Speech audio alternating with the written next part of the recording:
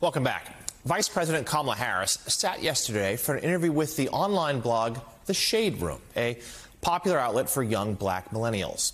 Harris was asked about former President Obama's comments on black male support for her campaign. Let's take a look.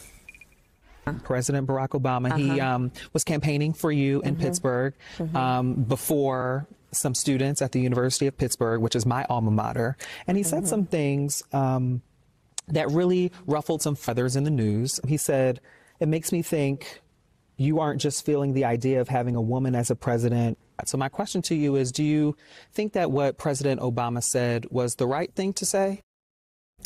Let me tell you, I am very proud to have the support of President Obama, and that he is out traveling to talk with voters about what is at stake in this election. I'm very proud to have his support. What is also important is, one, to understand, like as I said, I intend to earn the vote of everyone, including black men. Two, pay attention to everything that President Obama talked about, because he also talked about, at length, the danger of Donald Trump. Joining us now, White House correspondent for Politico and co-author of The Playbook, our friend Eugene Daniels. Eugene, good morning. Well, it's very clear the vice president really didn't want to touch that subject just now in the clip we played. But her campaign, as you well know, they're aware that they are lagging a little bit in support among black men. President Obama put his finger on it. So let's talk about how the campaign feels and what are their efforts to turn it around. Yeah, rule number one in having kind of the one of the best surrogates in Democratic politics on your side is to not talk badly about that surrogate. So you're not going to hear Vice President Harris say anything kind of out of school when it comes to how she felt about it. But what's very clear with this campaign is that they, in kind of this blitz that they're doing this week, she did The Shade Room, she did Roland Martin, which is another very popular black interviewer. She is doing Charlemagne, an interview with Charlemagne the God later on today. She rolled out this kind of these policy prescriptions aimed at black men and their economic prosperity, including small business loans, also including health initiatives that disproportionately impact black men. And so it's clear that not just right now, but for a while they've been looking at what can we do to make sure that black voters in general and black men specifically actually come out to vote. It's been clear for years that black men, black voters, have started to be at least more interested in other folks when it comes to who they're going to vote for in this election.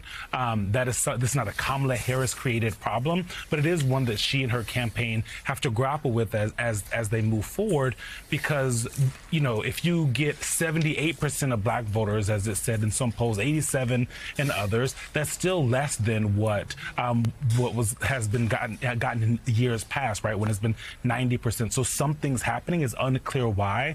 But with the campaign, I talked to Quentin Folks, the principal deputy campaign manager, and he said essentially this is about neglect from the Democratic Party over years, right? It's not something that Harris has created, but it's something that black men and black voters have felt for years from the Democratic Party. So they're trying to rectify that. Yeah, we saw polling over the weekend again showing that Harris is drawing less of the support from black voters and Latino voters than other Democrats. I mean, she's still far ahead of Trump, of course. Yes. But if she can't pull off the right margin, that may be trouble for her candidacy. But Eugene, it's also striking another moment we're here where the vice president has simply not wanted to play identity politics. She is not leaning in at all about the historic nature of her candidacy, either as a person of color or as a woman.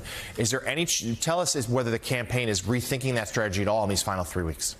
No, I don't think so. This is just not who Vice President Harris is or who she's been ever. She's never, talked about being a black woman explicitly over and over and over again on the campaign trail in her entire public career.